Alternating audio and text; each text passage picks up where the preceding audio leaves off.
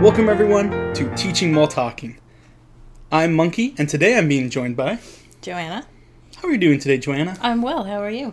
You know, I'm doing pretty good. That's awesome. Yeah, we have not hung out in a long time. A long time. What have you been up to? Working, pretty much. Yeah? Yeah, going to school gradually as I can afford to pay for it. Nice. What are you going for? Well, I just graduated with my associates. Oh, that's awesome. I'm starting my bachelor's work in a couple of months. I'm going to be studying history. So. That's pretty cool. I like it. Do you have, like, a favorite part of history? I do. Yeah? I have a couple of favorite parts. Okay. My favorite part is the years 800 to 1000. Okay. Yeah. Yeah. That's pretty cool.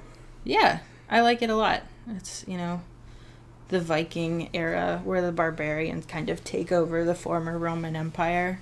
It's very bad. Very cool. Yeah, it's pretty cool. So for that history, have you only been looking at like Europe during that time period, or you have been looking at like world history of the 800 to 1000? My favorite is Europe during that time period because obviously I'm Danish and Irish, and the Vikings and the Celts were kind of going head to head trying to figure out who was going to be masters of the sea and all that stuff. So that's my favorite part. However, if you look at the Americas at the time, also very cool. The Mongol Empire was like taking over the rest of the world at that point. So world history, but mainly Europe. All right. That's pretty cool. I like it. And you said you're working, right? I am. I've done a few jobs since the last time we hung out. Oh, yeah?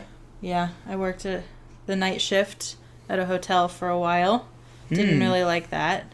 So then I quit that and became a baker, officially. That's awesome. A journeyman baker. That's really cool. Yeah. It's a job. Well, not what I want to do, but... I mean, you said you like that over the hotel thing, right? Yeah. It was a lot, not having to work overnight and sleep during the day, because the world doesn't really work like that, despite what corporations and businesses would have us think. Yeah, for sure. And now I am a reservation specialist, I guess is the technical term, at a tennis club. What does that mean? I book people's courts for them, and I coordinate their lessons and clinics and programs and stuff. It's a lot of scheduling. It's a lot of scheduling. I see. See, I'm not a big fan of paperwork kind of stuff, and that sounds like would not enjoy that. It's not what I want to do for the rest of my life, but the people I work with are really nice. All right. What have you been up to? I have been mostly trying to get jobs. Most of the time period has been trying to get a job, having a job, and then not having the job, and trying to look for a job. It's hard to find a job. Absolutely. I mean, yeah, I get that. Sending out resumes and... Yeah, it's not. It's definitely not the funnest thing looking for a job. No, and half the time you don't hear back, and yeah, absolutely. Man, so I haven't seen you for years, right? Right. So that's what you've been doing for work, and like you say, you're going for school, and school can be fun. But do you do anything else in particular for fun? I do. Believe it or not. Yeah. I do enjoy having fun. It's a blast having fun. I currently working on a project where I'm taking raw fleece from a Cotswold sheep, and I'm going through all of the processes of turning it into clothing. Wow. That Yes. sounds like a lot of work. It is a lot of work. It's a lot of fun, though. So, are you trying to all right, so, man, that sounds all right, so you're taking fleece, right? Yes, like the raw hair from the sheep. Uh-huh. And then Washing it. washing it. And then washing it again. Okay. And washing it again. Uh-huh. And washing it again. Yeah. And then rinsing it. Okay. And then rinsing it again. Okay. And again. All right. And then letting it dry. Uh-huh. And then you comb it out and make sure it's all nice and neat. And then you got to spin it and then decide what you're going to do with the yarn. So... Wow. It's a long process. I've been working on the same fleece for about 6 months. I'm not even halfway done. That's... Wow. Yeah. But I assume it'll turn out really cool. Oh, yeah, for sure. That'll be exciting. Everything I do turns out cool. Absolutely. You know what else turns out really cool? What? Bread. That's very true. Bread turns out amazingly when I make it. I don't know about when you make it. Well, yeah, so you gave me a recipe for bread, and I have, I don't think I've ever quite really done it justice. Like, people have, like, complimented me on it, but I don't think I ever made it as good as you did. Well, I that was the first time you were having that bread, so, you know, you just had this amazing experience, and you can't recreate that a second time, so, like, that could probably be it. Yeah. But I can definitely show you how to make it better. That would be awesome. Okay. So should we start? Yeah, go for it. Okay. Absolutely. Well, here, I'm excited. Here I have ingredients. Okay. I have a big bowl for mixing things in and a spoon, should I decide to use it. Okay. For the mixing. Yeah. I've got flour and buttermilk. This actually came from the butter that I made this morning. So this has a little bit higher of a fat content. I mean, than regular buttermilk. I'm all right with that. Yeah. There's never enough butter. You can never have too much of it. So there's that. And typically the rule with baking is that you want 3 times the amount, or baking bread anyway, you want 3 times the amount of binder as you have liquid. Oh. So the ratio for this would be 1 part buttermilk, 3 parts flour. I have actually never heard that before. Yeah. That's a very useful thing to know. It's very useful. It took me a while to figure it out because, you know, you look at all these bread recipes and you just figure it out eventually. Sure. And then I also have salt in here. Okay. And baking soda. All right. And it's about a teaspoon of each. The salt will just kind of give it flavor so that it doesn't taste like you're eating a rock. Yeah. And then baking soda obviously is the leavener, and it will actually react with the buttermilk to give us all of these nice bubbles that will make the bread nice and light and fluffy and delicious. So I'm gonna get started here. I will try not to bump the table or the microphone because I have been warned that that is a bad thing. I'm sure it'll be fine. What could possibly go wrong? Don't say that. No. I'm sure it'll be fine. So I don't have quite a full cup of buttermilk here because that's just how much came out of the butter that I made. Sure, it looks pretty close though. So this is 3 cups of flour. So I'm going to add in not quite the whole thing. All right. Why would you not add in all of it? Because the ratio needs to be about 3 to 1. Oh, and I don't have quite a full cup, so I don't need quite 3 cups of flour. So I'll just leave some of that in there. Huh. And then I'm going to dump in my teaspoon of salt. Okay. And then my teaspoon of baking soda. Not baking powder, very important, since this is Irish soda bread. What would happen if you tried baking powder instead? It would not rise like it should. Oh. It will rise, but we need the baking soda and the acid in the buttermilk to react. You know how you add baking soda and vinegar together and it goes... Yeah. Similar thing. And actually, if you don't have access to buttermilk, you can do the full cup of milk and add a teaspoon of vinegar and let it sit there for a little while, and it'll produce almost the same effect. Okay. Yeah. That's really cool. And you can use either... Apparently, I need to tilt this forward. So, And then you just kind of mix the dry ingredients up. We were talking about this earlier. There are a couple of ways that you can mix things up. You can do all the wet ingredients and then add it to the dry ingredients, which, if you don't have a full cup of buttermilk, is probably the way to go. I've just made this so many times that I know that it's going to work. But I just make a well in the middle because it's just easier that way, I find.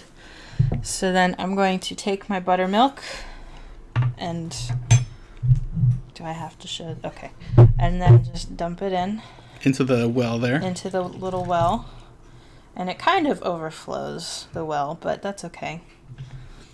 It's not really that big of a deal. And for this part, you can either use your hands or a spoon. It's a little bit messier to use your hands. Sure. I'll start out with a spoon. Okay. And you just kind of incorporate. I had never actually heard of this, like, well idea before. Oh, really? Yeah, when I had made it, I had always just dumped it all into one bowl and just tried to mix it together. It works if you do it that way. It's just a little bit easier. Because I don't know if you've ever seen people make pasta, but they actually they start out with this ring of flour on their table or their cutting board, and they crack eggs into it and beat it that way, gradually incorporating it. And it just makes sure that things get incorporated evenly. That's really interesting.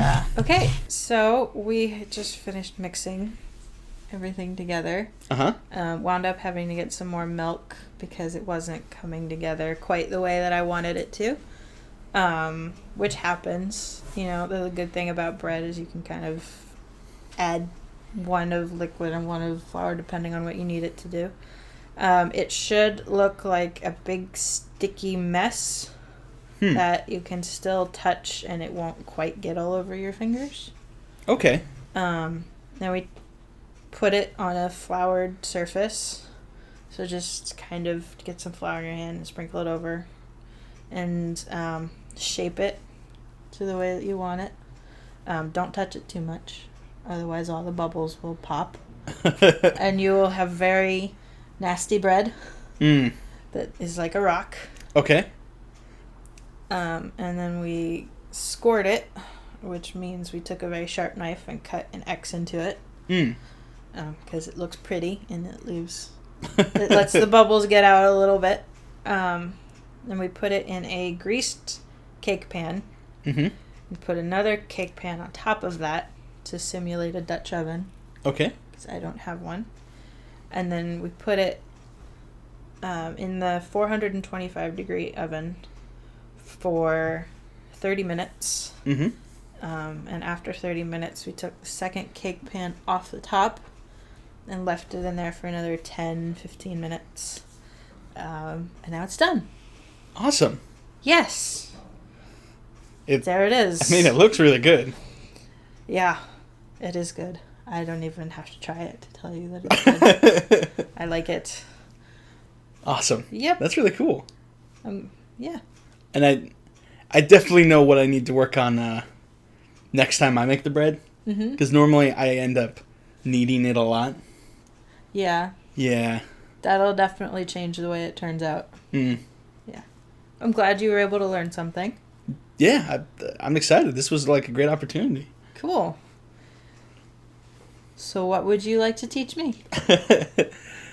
So I really like to know like the meanings of words and like how they like interact with each other and like how they get used. So since I study like secular stuff as well, but I mostly spend most of my time studying like scripture and like biblical sources. And so what I've been really interested in researching at the moment has been, and if somebody knows how to pronounce this correctly, and if I'm mispronouncing it, please correct me. Edser Kenegdo. Okay. Which is the words used to describe, or the words used in Genesis when it says, like, and God made a woman to be a helper for man. Okay. So the word there, Edser, it means both strength and to rescue. Okay.